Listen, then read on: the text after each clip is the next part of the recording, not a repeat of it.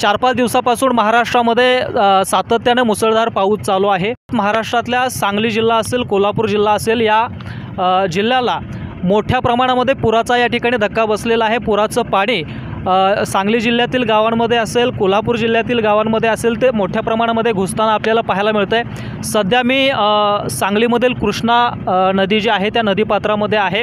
आपण या ठिकाणी बघू शकता की सांगलीचा पूल, त्या ठिकाणी हा जुना पूल जो बायपासचा पूल आहे त्या पुलाजवळ सध्या आपण आहे। माझ्यासोबत सांगलीमधील या ठिकाणी रेस्क्यू टीम आहे, त्यांच्याकडून जाणून घेऊया की कशा पद्धतीनं त्या ठिकाणी रेस्क्यू केलं जातं आहे। दादा नमस्कार। नमस्कार। आपलं नाव? मनोज राजाराम जामदार। सांगलीमध्ये त्या ठिकाणी मोठ्या प्रमाणात पुराची परिस्थिती निर्माण झाली। हे जे आपण रेस्क्यू करताय त्या कशा पद्धतीने करताय? एक तर आता गल्ली म्हणजे पाणी अजून तर स्टेबल आहे, 40 फुटापर्यंत आहे, त्यामुळे पाणी अजून शहरी भागात गेलेलं नाही आहे अजून। तर शहरी भागात गेल्यानंतर आम्ही लोकांना पहिला घरातून बाहेर काढून त्यांना व्यवस्थित सुरक्षित ठिकाणी नेऊन सोडतो त्यांना।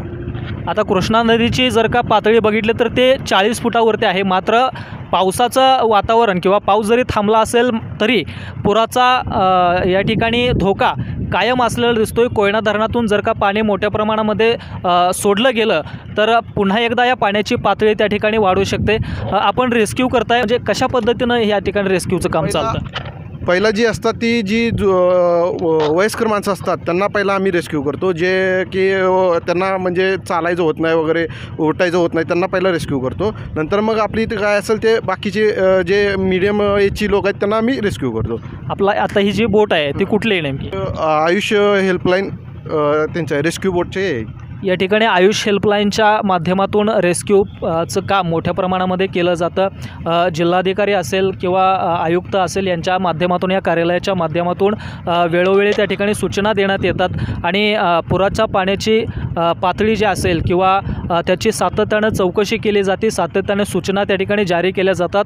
या कृष्णा नदीच्या पात्रामध्ये असेल किंवा आसपासचा जो परिसर असेल, आता इकडं जर का बघितलं तर गणपती घाट या ठिकाणी आपल्याला पाहायला मिळतो आणि गणपती घाटाच्या जवळपास मंदिरामध्ये त्या ठिकाणी पाणी शिरलेलं आपल्याला पाहायला मिळतं आहे। प्रशासनाच्या वतीनं या ठिकाणी सातत्याने सूचना देण्याचं काम त्या ठिकाणी केलं जातं आहे।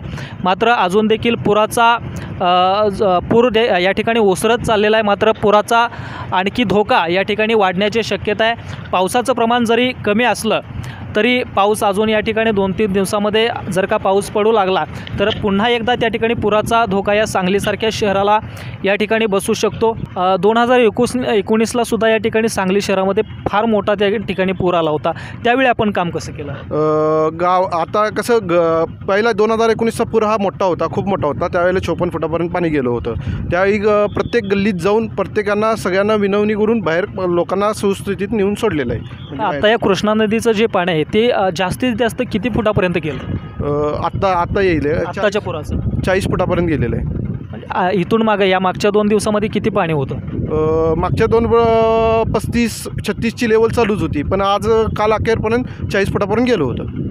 तर या ठिकाणी आपण बघितलं की ह्या कृष्णा नदीमध्ये पाण्याची पातळी त्या ठिकाणी वाढलेली होती, मात्र आता पावसाचं प्रमाण कमी असल्यामुळं, त्या ठिकाणी कोयना धरणातून पाण्याचा विसर्ग कमी असल्यामुळं त्या ठिकाणी सध्याची जी परिस्थिती आहे ती बेताची आहे, त्या ठिकाणी व्यवस्थित असलेली पाहायला मिळते। मात्र कोयना नदीतून विसर्ग ज्या ठिकाणी डिस्चार्ज मोठ्या प्रमाणात होऊ लागला तरी पुन्हा एकदा पुराचा धोका या सांगली शहराला उद्भवू शकतो। कॅमेरा पर्सन नितीनसह विशाल लोंढे, AV9 मराठी, सांगली।